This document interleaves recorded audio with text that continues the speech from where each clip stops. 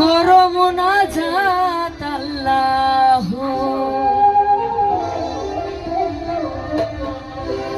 ও আল্লাহ তুমি পাক জান, আল্লাহ তুমি পাক জান, নবীজির খাতিরে কবুল করো মুনাজাত আল্লাহ আল্লাহ।